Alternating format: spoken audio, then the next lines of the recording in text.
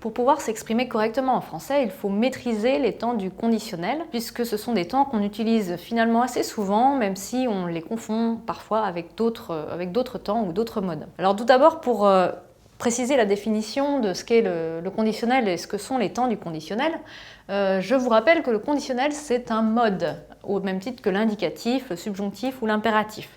Et donc c'est un mode qui exprime un fait qui se réalise si une condition est remplie. D'où le terme de conditionnel, condition est dans le terme.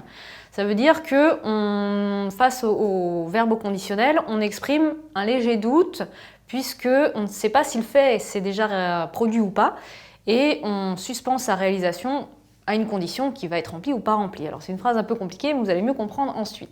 Et puis sur le plan grammatical, il y a deux temps dans le conditionnel, dans le mode conditionnel. Il y a le conditionnel présent, qu'on connaît le plus, et le conditionnel passé qu'on utilise moins a priori, mais vous verrez qu'en fait vous l'avez déjà manié sans aucun doute. Alors le conditionnel présent, c'est un temps simple, et le conditionnel passé, c'est un temps composé.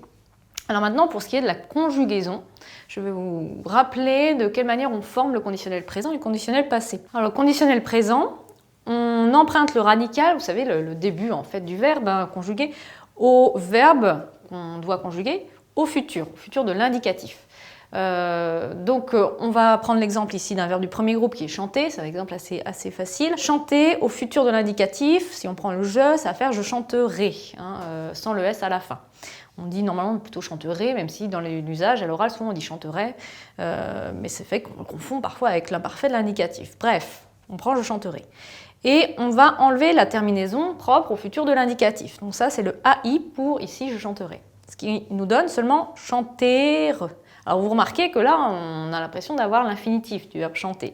C'est normal parce que souvent le radical du futur de l'indicatif, pour la plupart des verbes, pas pour tous, mais pour la plupart, c'est l'infinitif du verbe. Donc on a je chantais, on ne sait pas la fin. Alors ce qu'on va mettre à la fin comme terminaison pour former le conditionnel présent, ça va être les terminaisons de l'imparfait de l'indicatif. Donc je vous les rappelle ici, AIS, AIS, AIT, IENS, IEZ et AIENT. Donc là, on est face à la première personne du singulier, donc on va prendre le AIS et on va rajouter à je chanteur, le AIS qui donne je chanterai. Et c'est cette forme chanterait qui constitue le conditionnel présent pour la première personne du singulier. Donc ça se décline pour tous les verbes, c'est-à-dire que si vous prenez un verbe qui a l'air un peu plus compliqué à conjuguer, par exemple pouvoir, vous allez prendre aussi le radical du verbe au futur, qui au futur, c'est je pourrais, tu pourras, il pourra, etc. Donc on va avoir je pourrais.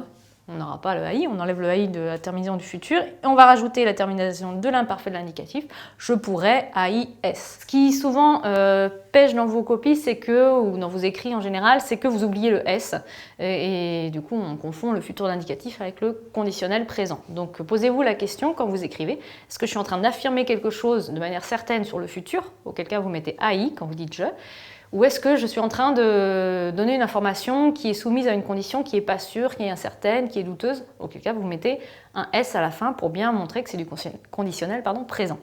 Alors pour ce qui est du conditionnel passé, cette fois-ci, la conjugaison, elle n'est pas insurmontable, puisque c'est un temps composé, ça veut dire qu'il y a d'un côté un auxiliaire, de l'autre côté un participe passé, et que ces deux mots forment le verbe.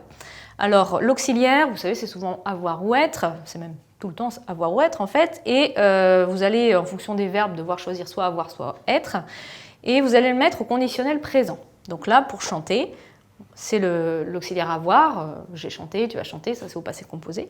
Donc on va garder le même auxiliaire pour le conditionnel passé, et on va mettre avoir au conditionnel présent, donc aurait, j'aurais, avec le S à la fin, pour bien le distinguer du futur.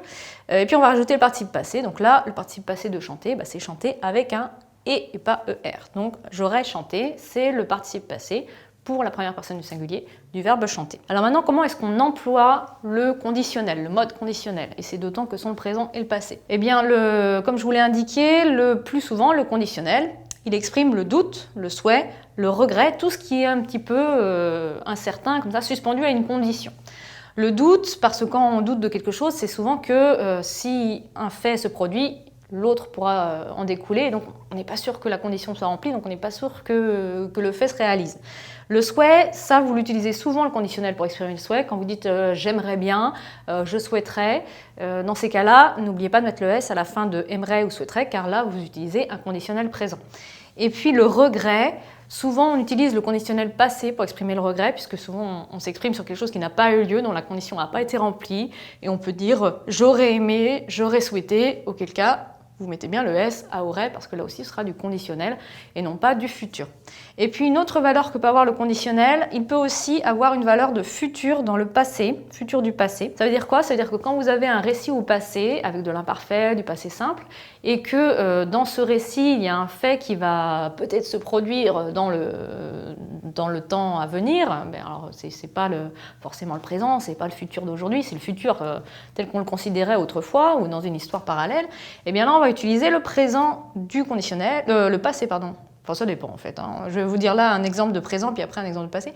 Le chevalier irait au château après le combat. Donc ça veut dire que le chevalier, il était en train de se battre, il combattait, si on utilise l'imparfait de l'indicatif. Et quand on considère ce qu'il peut faire après ce combat qui se passe dans le passé, on a utilisé le conditionnel présent. Et puis on peut aussi utiliser le conditionnel passé.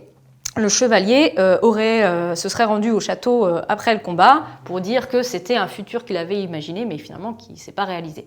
Donc vous voyez qu'on peut utiliser tant le conditionnel présent que passé pour avoir une valeur de temps dans une histoire qui se passe au passé. Donc ce que je vous invite à retenir de manière prioritaire, c'est ce petit S là qu'on rajoute pour le conditionnel présent à la première personne du singulier, parce que c'est souvent là où vous faites une faute que vous pouvez lever assez facilement en vous demandant est-ce que j'affirme quelque chose sur le futur ou est-ce que je suis en train d'émettre un doute, et à partir de là vous serez sans doute plus attentif à la manière générale dont on conjugue les verbes et vous éviterez beaucoup de fautes.